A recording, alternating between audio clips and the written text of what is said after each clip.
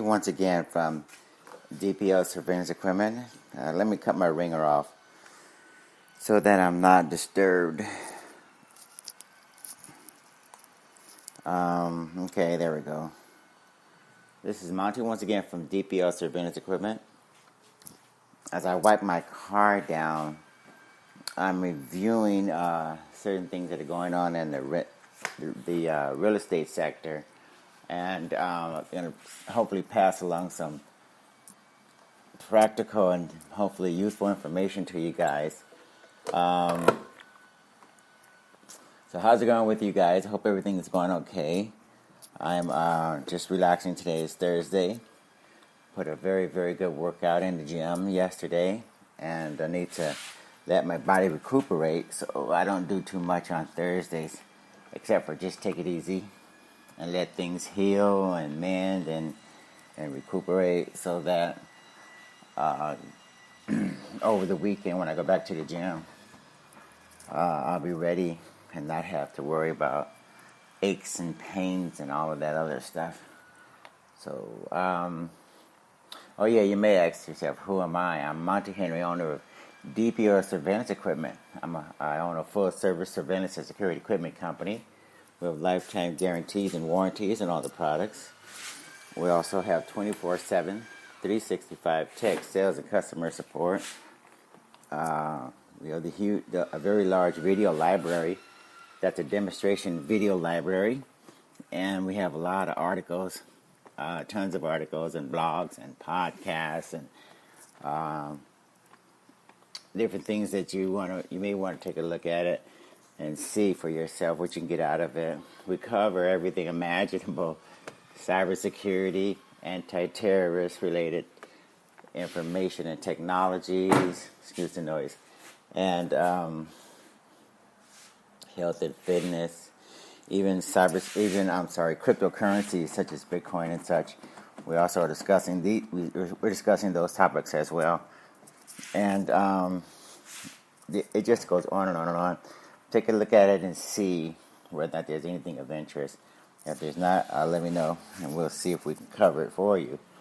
Now, the company itself, we're putting a major emphasis on making sure that we offer alternative payment methods, choices such as Bitcoin and cryptocurrencies, trying to shy away from the idea of using MasterCard and Visa and all those guys who basically rip us off and take advantage and charge exorbitant fees while throwing out crumbs to those who are snapping up the rewards points and think that they're actually getting something of value with those rewards points, not realizing that when that industry sucks out of the retail industry like $70 billion annually through fees and the settlement fees, the discount fees, and all of the other things that they want to charge us for, while at the same time telling us that it's worth it and it's valuable. We don't think that's right, so we're going to be and hopefully encouraging others to stop feeding that system that's basically doing more harm than good, especially with the chargebacks and the disputes and the restricting our money, restricting transactions, restricting what we can do, what we can sell, who we can sell it to, how much money a transaction can be for. I had a situation where a customer wanted to pay me like $30,000 for a particular product, but the bank and between the bank and the credit card company, they said that they wouldn't have anything to do with it. I'd have to choose another payment method. So I had to scramble at the last minute to try and get that customer to pay me another way. Again, because the credit card companies and the banks, they basically dictate what you can do, who you can sell to, how much money can change hands before we have to start complying with this rule, this regulation, that one, the other one, and all these other things that are just insane. Despite the fact that I'm the one that built the business, I'm the one that created the sales, I'm the one that did the marketing and advertising. So these third-party bloodsuckers out there definitely will get in the way of your transactions if you let them. And through Bitcoin and such, we're going to make sure that we keep them out of our hair no matter what. So anyway, what else is going on? Oh yeah, we redesigned the website so that it's easy to use, very easy to navigate.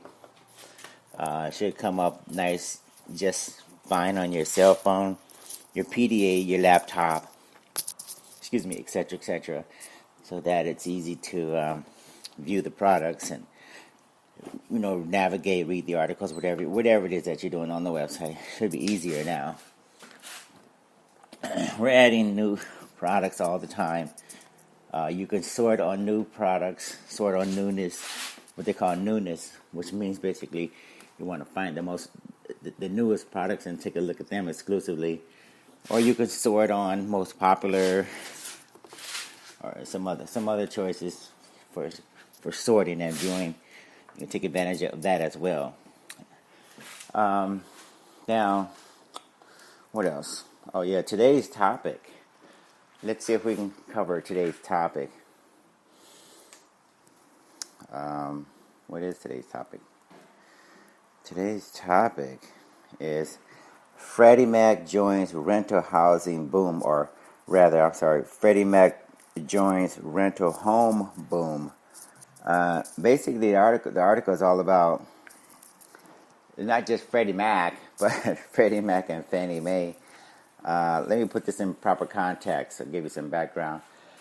Freddie Mac and Fannie Mae are quasi-government institutions. In other words, they're neither solely private, nor are they completely government ran institutions. They're this strange hybrid that straddles both worlds. Basically, what it amounts to is another scam, because what happens is Freddie Mac and Fannie Mae, they are beholden to investors when it comes to loaning out money and backing loans for real estate purchases and such. But the problem is when the shit hits the fan, investors get bailed out and taxpayers foot the bill. Okay? This is one of those situations where losses always accrue to taxpayers, while gains and profits always accrue to investors. So just make sure you understand.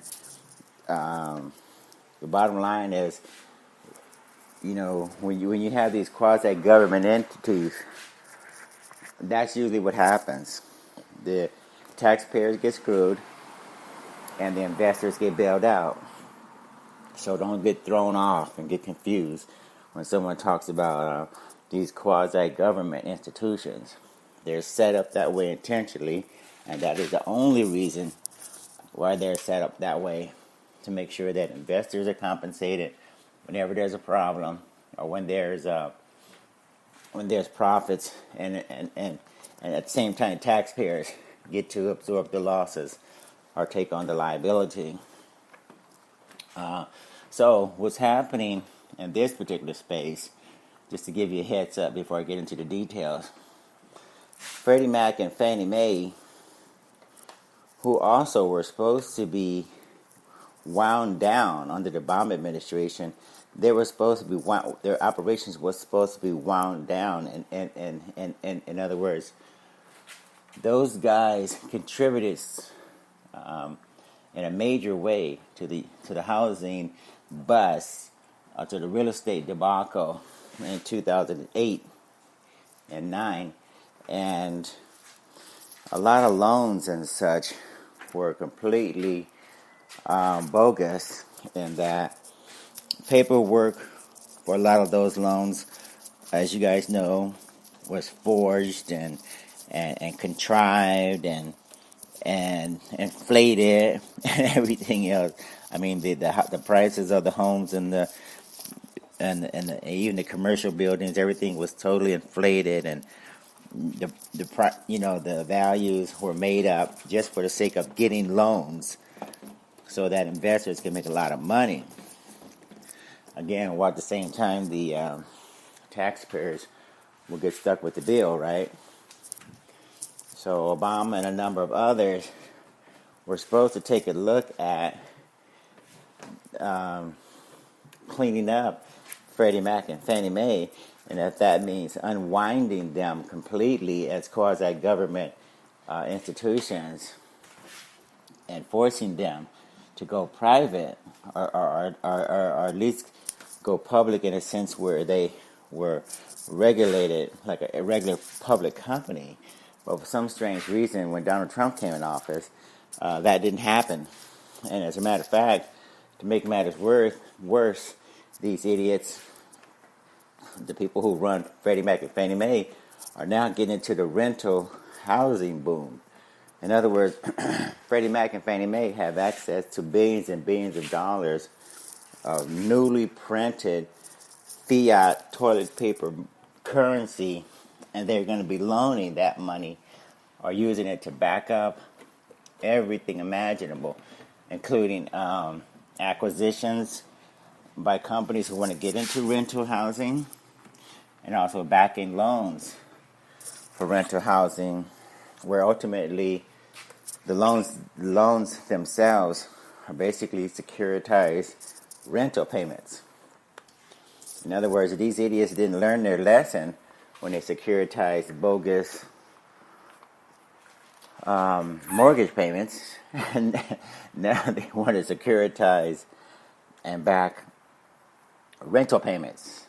In other words, when you pay your rent on your house or apartment or whatever they put in these packages, that's going to be securitized, as if that's reliable, right? Can you imagine people paying rent on their houses, and some idiot investor comes along, more than likely out of MIT or somewhere, and determines that it's okay to package these rental payments into a securitized package and sell them off to investors with the endorsement of Freddie Mac and Fannie Mae, okay? Now, as stupid as that sounds,